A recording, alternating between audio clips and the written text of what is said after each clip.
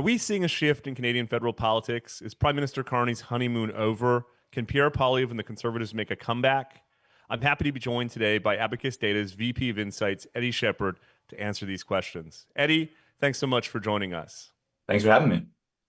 You and Abacus released a major poll over the weekend that has generated a lot of buzz. Why don't we start with the top line numbers, Eddie?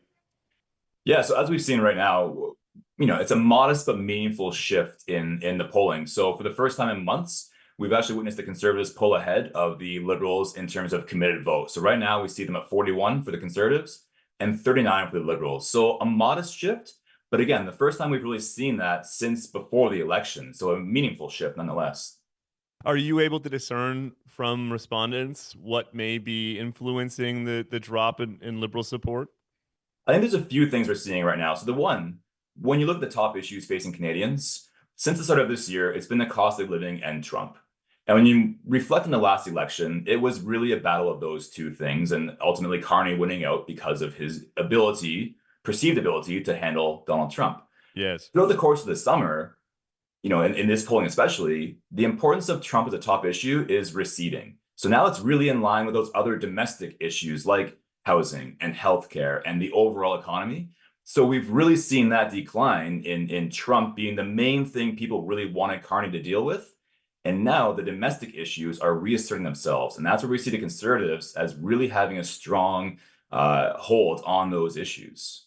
Eddie, one storyline that we've been following with you and David Coletigo and the team at Abacus really since Election Day is the Liberal Party's diverse base of support under Prime Minister Carney, ranging from traditional Liberal supporters on one end to the New Democrats that they pulled in the last election.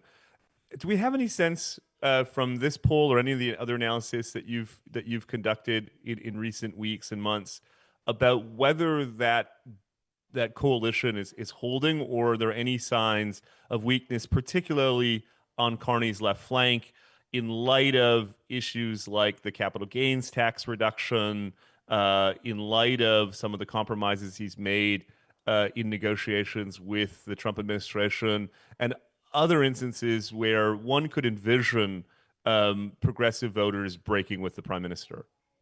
Yeah, I think right now what we're seeing is the support that both Poilievre and Carney had in the last election. It's held for the most part. The challenge for Carney is that the Conservatives are holding it much better than he is. So when you look at those who voted Conservative in this election, 93% still support the Conservative Party.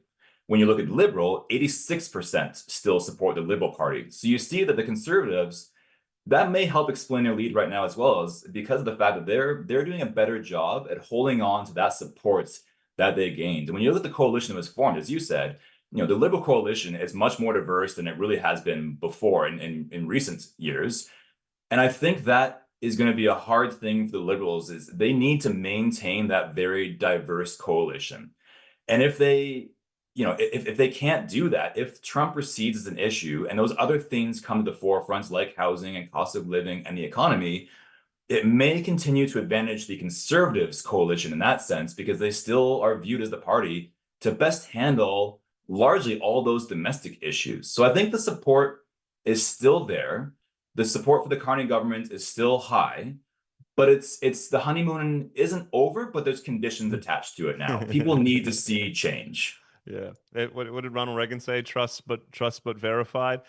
Let's drill down a bit more into the numbers, because similarly, we've talked to you and David a lot since the election about some of the interesting developments below the top line numbers, particularly along an age spectrum, as well as a gender one. What do you find in your latest polling in regards to those two key demographic characteristics?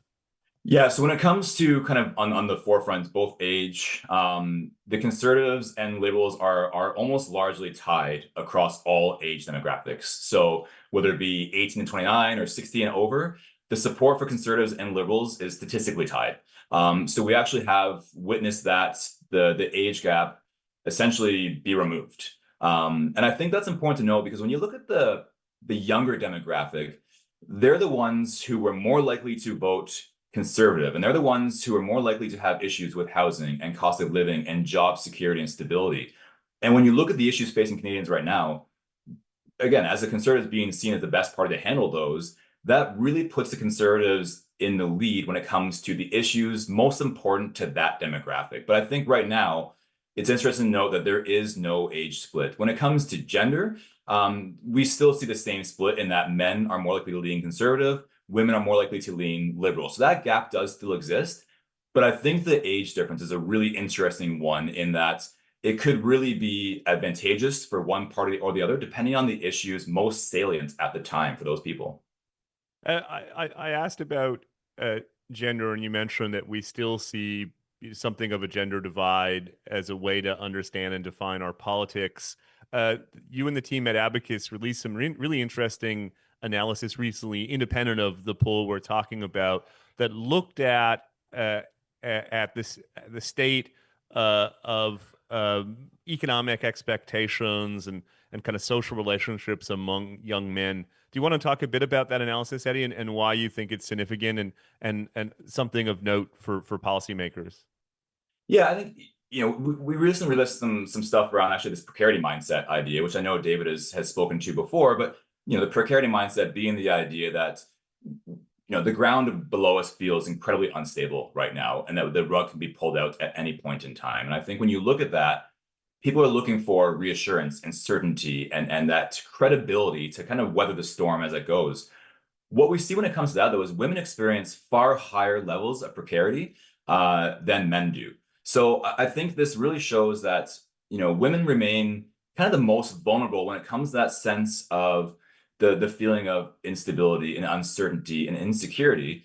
And I think that's a really important thing to note, because we're seeing that the more precarious you are, the more likely you are to vote liberal. So that's where we see that gender divide right there, is that women feeling the most precarity are more likely to vote on the liberal side. When you look at the male side of things, there's that notion that many young men, to a degree, feel as though they've lost their place and that their voice isn't being heard, that their job security and stability is not what it used to be. So I think we're seeing them speak out and look for someone, and right now they're leaning more towards Poilievre, look for someone who has that bold change and that vision to reform policies and to make those shifts. So I think right now on both sides, when you look at women, they're looking for stability and certainty and really predictability because of that precarity mindset. When you look at men, they're young men in particular, they're looking for someone who can hear their voice, someone that they connect with, and someone that can promise change and reform.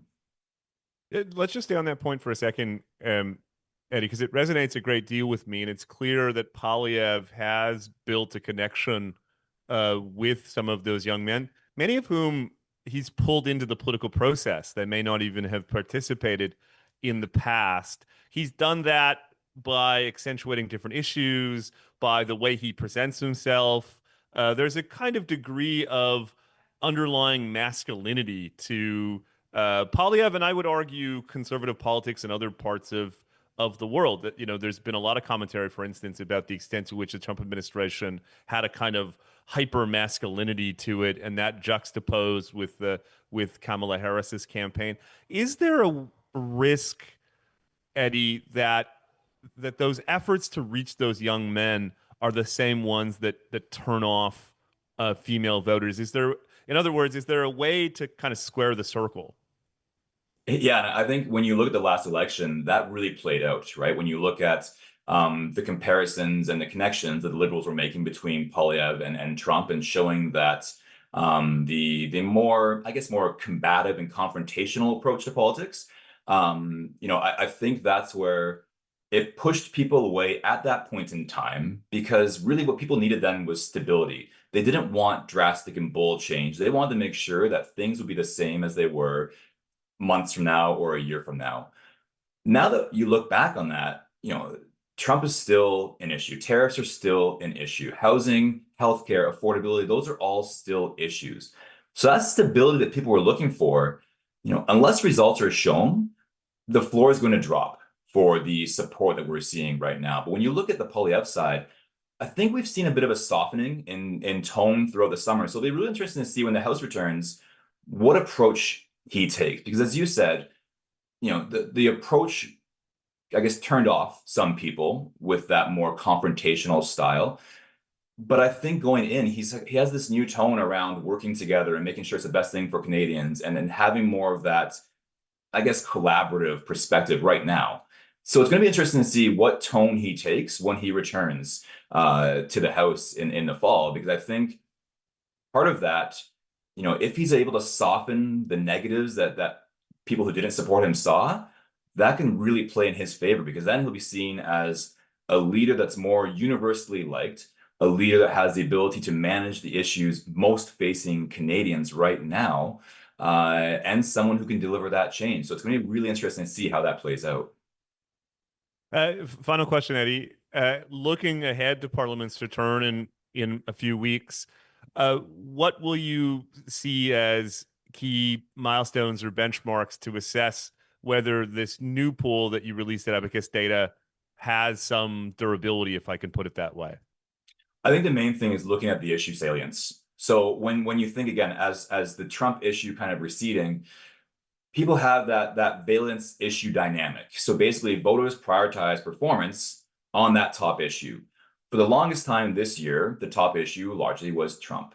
Now, with cost of living, which is made up significantly by housing concerns, housing is an issue, healthcare is an issue. If those topics reemerge and reassert themselves as those top issues facing Canadians, then I think it's going to be interesting to see how the Liberal government can shift from that Trump-focused mindset to looking at how to reassert themselves as the best party to handle those domestic challenges. And I think as of right now, you can see that they're behind on that already. So they have to make up ground. So I think when we return to House, when Parliament returns, I think it's going to be interesting to see how the Liberals deal with those, because I'm sure the Conservatives are going to go after that side of things, because that's what really has been lagging in terms of what the Liberals have done so far this summer. So I think when you look at that, how they are able to handle those and navigate their way through those challenges, I think will be really important, because voters are going to prioritize performance on those issues, I think, coming forward. Great insights, Eddie. We'll have to have you back on the program as Parliament returns to continue to assess and track these big developments. Eddie Sheppard, the VP of Insights at Abacus Data, thank you so much for joining us at Hub Thank you very Hits. much.